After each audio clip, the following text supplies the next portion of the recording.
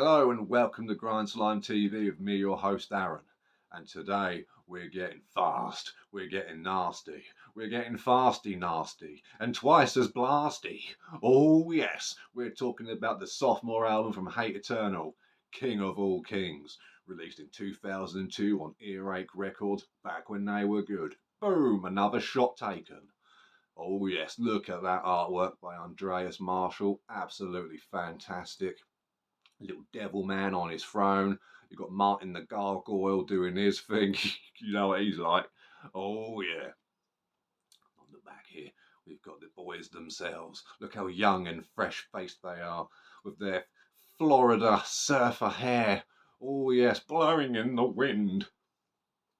Got your cool little lyrics throughout the booklet as well. Cool lyrics too. You know, all about the sort of the ancient gods and the dethroning thereof, and you know, the sort of apocalyptic rites and destruction and ulterior dimensions. Very, very cool stuff. Got old Mr. Eric Rutan, couldn't remember his fucking name now, on the old guitar and vocals. Jared Anderson on bass, whose bass is a little bit quiet on this album. I'll be honest with you, that could do with turning up a little bit.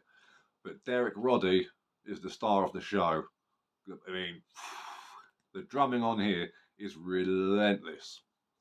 Everything on this record as well was recorded in one take, not only by Mr. Derek, but all of them themselves. But I think that's the case because it says in the booklet that all the album on here was recorded and unedited. I don't know what that means exactly, but that's what it says, and I've got no reason to not believe them. They're a very talented bunch of young men. Look at them. Oh, I mean, he had a stint in Morbid Angel, for crying out loud. Now, the Morbid Angel records with Eric on, they're okay.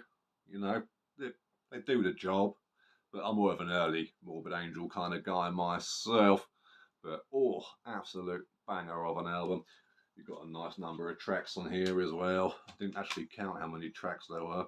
And it was like 10. Yeah, 10 tracks. All absolute belters. See, there's a close-up of the old dude on the... Let me get the glare out of the way. There we are. Look at that. Oh, it's cool. My mate Zach's got that, a bit of artwork actually tattooed on his arm, and it came out wonderful. And on the back there, you've got the track list, and there's Martin. Fucking hell, Martin, you're drunk again. Oh, my word. But absolutely terrific album. I mean, we're talking Morbid Angel worship turned up to fucking 11 and back again. Oh, yes. But it's also got a bit of a grindy feel with all the speed and franticness that's going on, you know? Sort of a death grindy kind of album, but more death metal. I'd say 80% death metal, 20% sort of grind kind of thing going on. Really, really, really heavy stuff. Played in C sharp as well. Arguably the best tuning there is. And the great thing about this as well, as we saw with the lyrics, but it's also got artwork throughout this. They don't just do black pages in here, my friend. Oh no.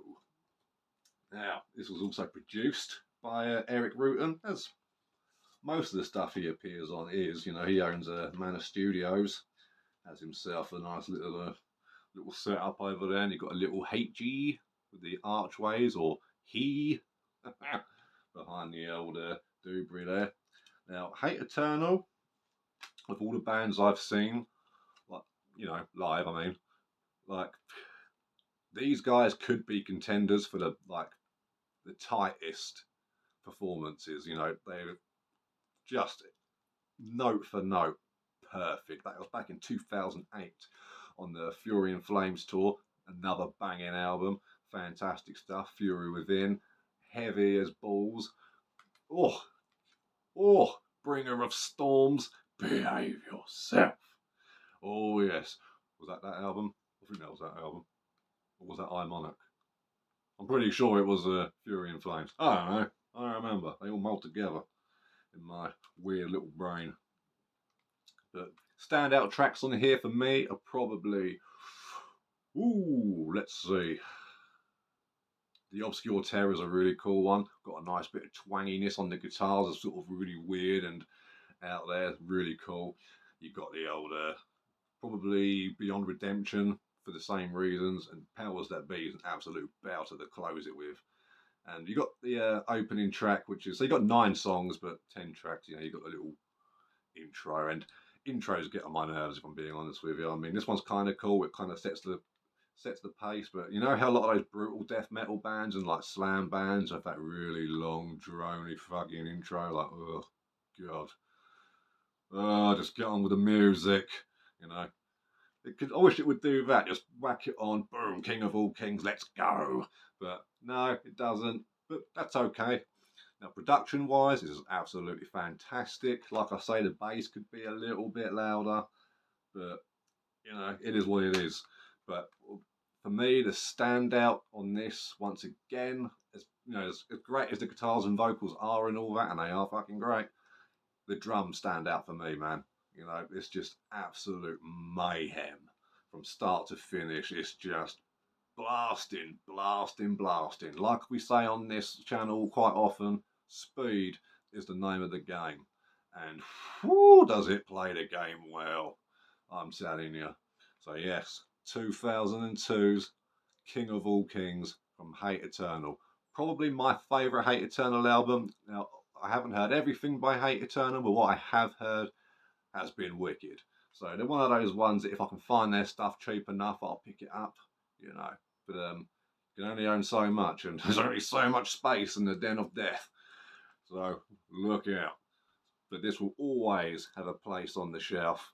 Absolutely ferocious. 33 minutes of absolute non-stop, relentless devastation. Get on it. It is godly to the point of just, whew, oh yeah, make it happen. So, support the underground, including your local scene, and don't start fights with honey badgers.